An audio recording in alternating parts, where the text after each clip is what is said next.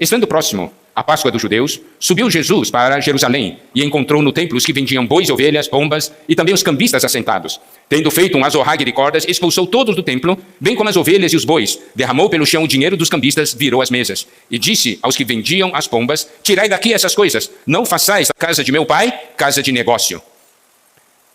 E aqui, nesse versículo 15, tendo feito um azorrague de cordas, na versão King James atualizada diz, tendo feito um chicote de cordas, tá? É só para os irmãos compreenderem melhor. Um chicote de cordas. Nós vimos que o Senhor limpou o templo, purificou o templo. Sabemos que isso tem um profundo significado espiritual. Porque quando o Senhor Jesus, ele veio como o tabernáculo de Deus, e ele entrou nesse templo para purificar. O princípio que precisamos aplicar para as nossas vidas é, o que é que nós somos hoje para Deus? Nós somos hoje também o templo, o santuário de Deus. 1 Coríntios 6,19 diz, acaso não sabeis que o vosso corpo é o santuário do Espírito Santo que está em vós, o qual tendes da parte de Deus, e que não sois de vós mesmos? Aqui nos fala de uma verdade, que o nosso corpo é o santuário do Espírito Santo. E aqui diz, que está em vós, o Espírito Santo habita em nós.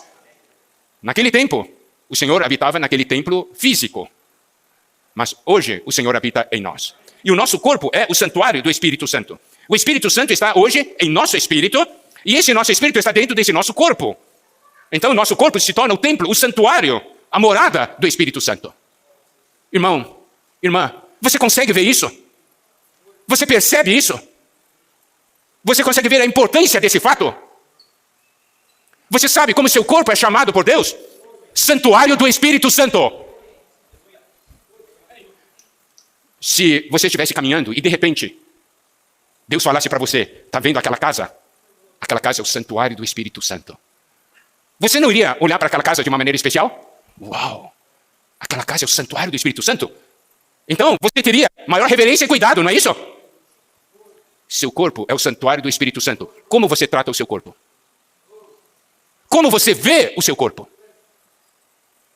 Baseado nisso, irmãos, nós podemos ver que nós conhecemos muito pouco da palavra, da realidade da palavra de Deus. Você sabia? Se não sabia, hoje passa a saber. Seu corpo é chamado de santuário do Espírito Santo. E aqui diz, do Espírito Santo que está em vós, o qual tendes da parte de Deus e que não sois de vós mesmos.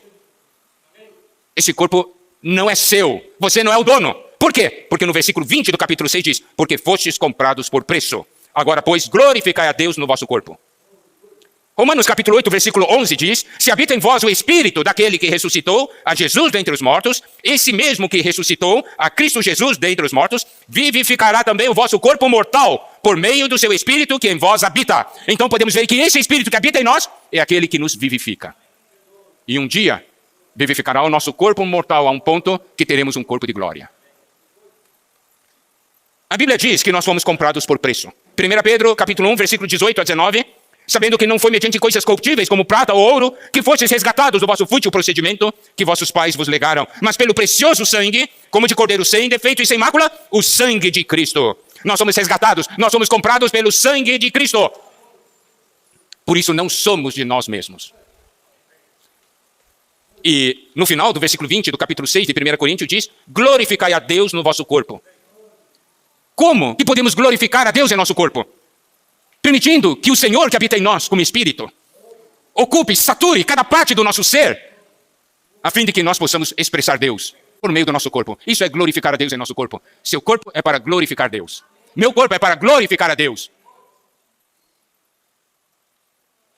E ainda mais, 2 Coríntios capítulo 6, versículos 14 a 16, semana passada nós lemos, mas nós vamos ler de novo, sobre o que nós também somos coletivamente. Meu corpo é santuário do Espírito Santo, certo?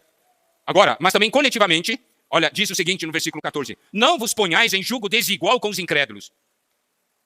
Aqui nos mostra, para nós não nos colocarmos no mesmo julgo, que seria um julgo desigual. Nós somos um povo santo, separado, comprado por Deus. Nós somos diferentes e o Senhor não quer que nós estejamos ligados. De que maneira? Aqui diz, porquanto que sociedade pode haver entre a justiça e a iniquidade? Justiça é a característica do povo de Deus. Iniquidade é a característica daqueles que não creem em Deus. Que tipo de relação nós temos com Ele? Eu não estou dizendo que a gente não deva conviver, nós temos que conviver, nós temos que levar o evangelho, vivemos no meio das pessoas, certo? Mas nós não nos unimos a ela. Aqui fala de sociedade. Ou que comunhão da luz com as trevas? Tudo isso se refere à santificação.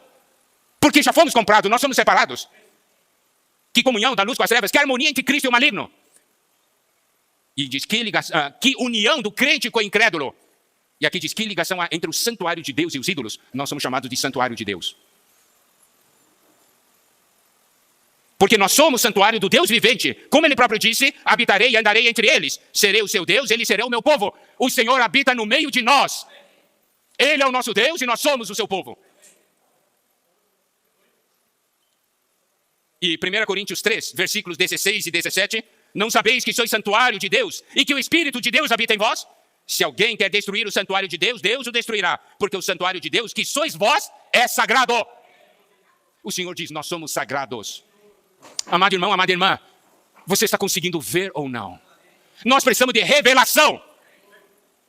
Senhor, que eu sou o santuário do Espírito, individualmente, mas que coletivamente, junto com os meus irmãos, nós somos santuário de Deus. Deus habita em nós. Isso faz ou não faz diferença? Aplicando Evangelho de João, capítulo 2, os versículos 12 a 22, que falam da purificação do templo, e hoje vendo que nós somos esse templo, aí nós temos que entrar numa realidade, esse templo que somos nós, está ou não está contaminado? Tem ou não muita coisa indevida em nós? Você sabe, essa porção dos versículos 12 a 22, mostra, dos versículos 13 a 22, aliás, nos mostra o quê? Nos mostra que o Senhor quer purificar o nosso ser, porque tem tantas coisas indevidas dentro de nós. Você não percebe isso? Você também não sente isso? Nessa porção 13 a 22, nós vimos na semana passada, tem dois aspectos. Primeiro, o Senhor purifica. Depois, ele fala sobre edificar, reconstruir o templo em 3 dias. O inimigo sempre quer contaminar o nosso ser.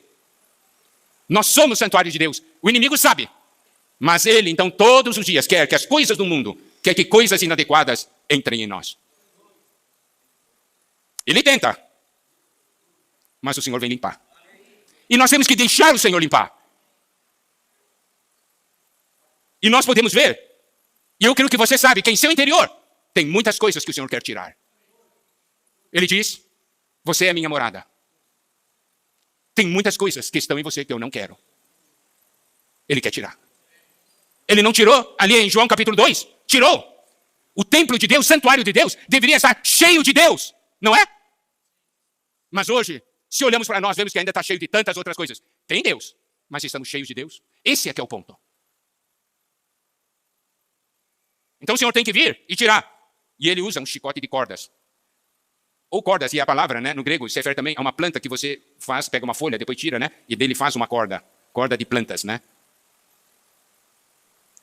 Então, não foi um chicote de couro. Nós vimos que o Senhor fez o chicote. O Senhor viu? Diz assim, daí ele fez.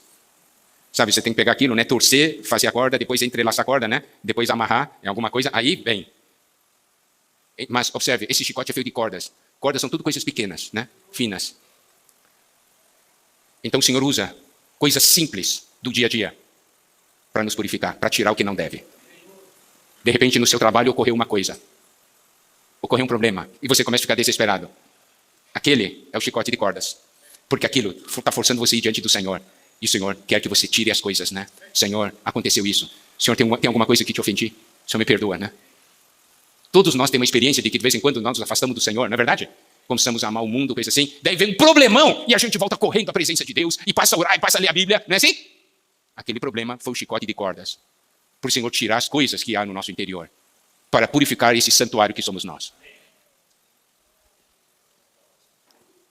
João 2,17 diz, lembraram-se os seus discípulos de que está escrito, o zelo da tua casa me consumirá. O Senhor tem um zelo pela casa. Essa palavra zelo, no grego, significa ardor. E vem de uma raiz, de uma palavra que significa ferver. Isso quer dizer, o Senhor olhou para a situação e algo começou a ferver dentro dele. E essa palavra zelo, e esse versículo, zelo da tua casa me consumirá, vem de Salmo 69, versículo 9. Salmo 69, 9 diz: pois o zelo da tua casa me consumiu e as injúrias dos que te ultrajam caem sobre mim. Essa palavra zelo, no Antigo Testamento, no hebraico, significa quiná. É ciúme. Ciúme. Tiago, capítulo 4, versículos 4 e 5, nos mostram o seguinte: infiéis, não compreendeis que a amizade do mundo é inimiga de Deus? Aquele, pois, que quiser ser amigo do mundo, constitui-se inimigo de Deus. Ou supondes que em vão, afirma a Escritura, é com ciúme que por nós anseia o Espírito, que Ele fez habitar em nós? Aqui nos mostra que o Senhor tem ciúme de nós. Você é meu. Você é meu. Eu não quero que nada conquiste o seu coração. Ele sente ciúme de nós. Você sabia disso? A amizade do mundo é inimizade contra Deus. E você sabe aqui, diz assim: ou supondes que em vão, afirma a Escritura, é com ciúme que por nós anseia o Espírito que Ele fez habitar em nós. Tiago diz assim, que a Escritura diz isso. É com ciúme que por nós anseia o Espírito que Ele fez habitar em nós. Mas se você olhar no Antigo Testamento, não existe tal versículo. Então o que Tiago está mostrando aqui é a série de versículos que mostra o ciúme de Deus, o zelo de Deus. Eu vou ler para os irmãos alguns deles, tá? Deuteronômio 32, 16. Com deuses estranhos o provocaram a zelos, com abominações o irritaram. Quando o povo se achegava a deuses estranhos, provocavam zelos, que no hebraico significa ciúme do Senhor. Deuteronômio 30, 21. A zelos me provocaram com aquilo que não é Deus. Com seus ídolos me provocaram a ira. Portanto, eu os provocarei a zelos com aquele que não é povo. Com louca nação os despertarei a ira. Êxodo 34, 14. Porque não adorarás outro Deus, pois o nome do Senhor é zeloso. Sim, Deus zeloso é Ele. Nosso Deus é um Deus que tem ciúmes. Zacarias 8:2. Assim diz o Senhor dos Exércitos: tenho grandes zelos de Sião e com grande indignação tenho zelos dela. Você só tem ciúmes quando você ama e dá valor. Não é? Se você não ama e dá valor, você vai ter ciúmes. Deus tem ciúme de você. Esse é o grande sinal que Ele ama você. Deus ama o homem com tal intensidade, com tal paixão, que Ele não consegue suportar ver o homem amando outras coisas. Você sabia disso, amado irmão? A palavra revela isso.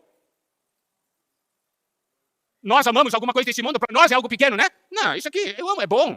Mas o que é que Deus está sentindo? O que é que o Senhor está sentindo? Ele está olhando, está ocupando o meu lugar no coração desse que eu amo. Eu quero perguntar para as irmãs casadas. Se seu marido falar para você, você tem 90% do meu coração. Mas irmãs, digam para mim, vocês vão ficar alegres? Hein? Vão ficar alegres? 90% do coração. Vai ficar alegre? Hã? Sejam sinceras. Daí vai olhar feio aí. Eu quero saber daqueles 10%. Que negócio é esse de só 90%? Querida, 90% já é grande parte. Esse seu coração não pode ser dividido com ninguém. Esse coração é meu. Não é? Não é esse o seu sentimento? Ou irmão, um jovem, se namora de uma jovem. Daí diz assim, puxa, eu amo tanto aquela jovem. Daí diz assim, e aí como é que é o negócio? E aí diz assim, 90% do meu coração é seu. Sofre ou não sofre? Você é santuário de Deus. O Senhor quer entrar e limpar. Você vai deixar Ele entrar e limpar ou não? Havia o zelo pela casa de Deus. O sentimento do Senhor é, você é meu. E eu não divido com ninguém. Você sabia que o Senhor ama você dessa maneira? Eu não divido com ninguém.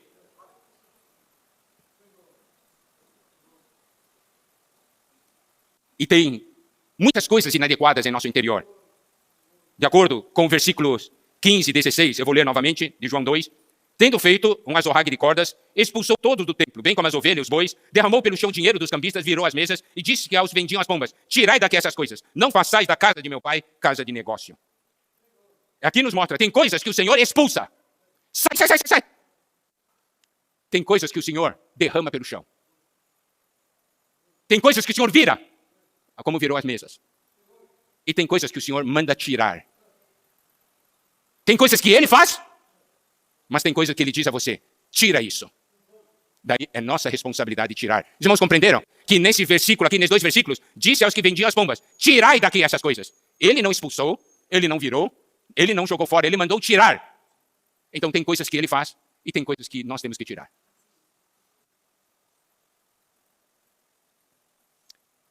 E na segunda purificação do templo, já antes da sua morte, Mateus 21, versículos 12 a 13, porque para aqueles que não ouviram o compartilhar do domingo passado, o que João registra é a primeira purificação do templo, né? E essa aqui em Mateus é a segunda. Diz assim: tendo Jesus entrado no templo, expulsou todos os que ali vendiam e compravam, também derribou as mesas dos cambistas e as cadeiras dos que vendiam pombas, e disse-lhes: está escrito, a minha casa será chamada casa de oração, vós porém a transformais em covil de salteadores. Nós somos a casa do Senhor. E aqui diz que a casa do Senhor será chamada casa de oração. Olha a importância da oração. Nessa morada de Deus, nesse santuário do Senhor que somos nós, precisamos ser conhecidos como casa de oração. Aqui está alguém que ora.